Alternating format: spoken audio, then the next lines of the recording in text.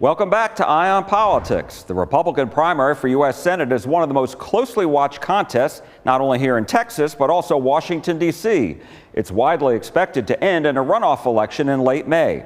A poll this month from Emerson College Polling and Nexstar Media shows Attorney General Ken Paxton at 27%, incumbent Senator John Cornyn at 26%, and Houston Congressman Wesley Hunt at 16%.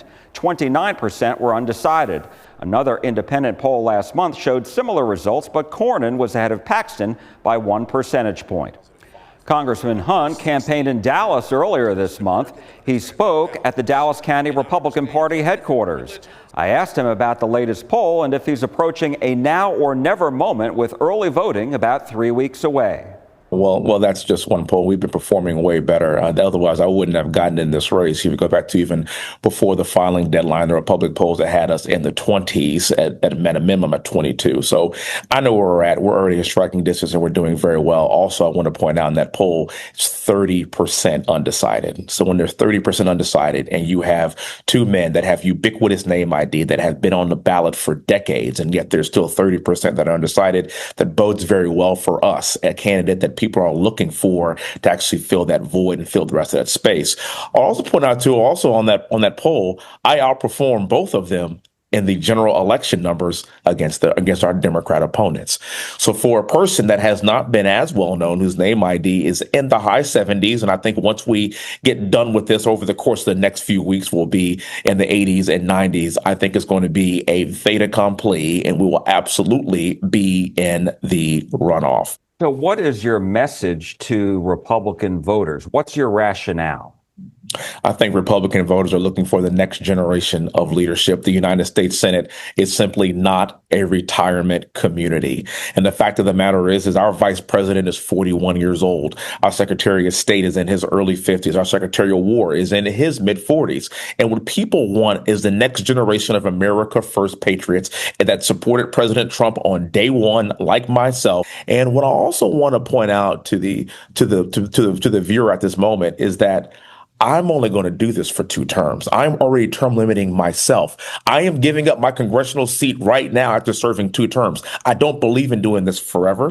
I have a 7, I have a 5, and a 3-year-old at my house. And at some point, I need to get back and raise them as my parents raised me. People want term limits. People want us to get younger. People want leaders for the future to step into the race right now. And that's exactly what I'm hearing. Everybody is expecting this to get into a runoff. You said so yourself. I mean, are all of you, in a sense, trying to keep the powder dry until you get to the runoff? Not necessarily. I think we are up on TV as we speak. We are playing to win. We are working to win. But at the end of the day, I'm the only one that's traveling around the entire state of Texas to ensure that I actually face the voters and people could see how their next senator is going to behave and what we're going to do to save this great nation and keep this state red. Senator Cornyn said this week you're not really a factor in this race. Yeah, well, if I wasn't really a factor, he wouldn't have spent $5 million hitting me in my own home city of Houston. Well, one of the things that he has started is a website tracking your lack of votes, that you've missed votes, including one last week. And House GOP leadership is also telling Republicans such as yourself that missing votes should be a matter of life and death. And so I'm wondering, how do you justify going out on the campaign trail and missing votes? The people of Texas want a new senator, and it is my job to make sure that people of Texas know that that person is going to be me.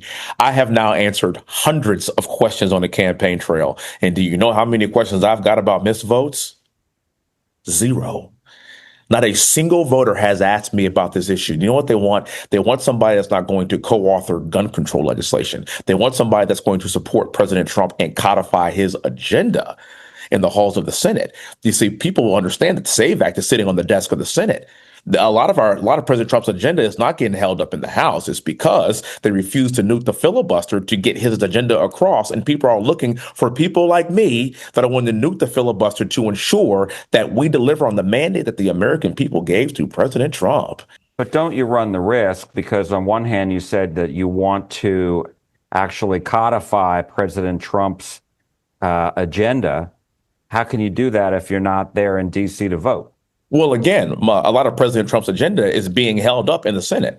It's really interesting to see just how informed the voter is here in Texas. So we aren't worried about the House. They aren't worried about the House as much. I mean, what they do know is that this filibuster has been an issue. It's been an issue for months, and that's what's been holding up President Trump's agenda. It's actually in the Senate. I am running for the Senate to ensure that we can get President Trump's agenda through for the last 2 years of the Trump presidency. And so what they're willing to do is they're willing to trade me missing votes in the House of Representatives to know that they're going to have an America First fighter in the Senate.